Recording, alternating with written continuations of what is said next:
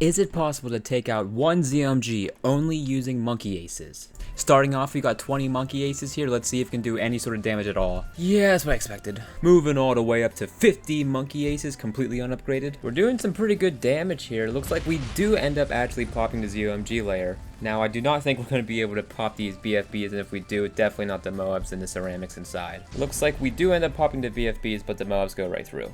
From 50 monkey aces to 79 monkey aces, the most that I can fit on this map. We're doing some solid damage here, but the ZOMG is already over halfway through. It just popped right then and there.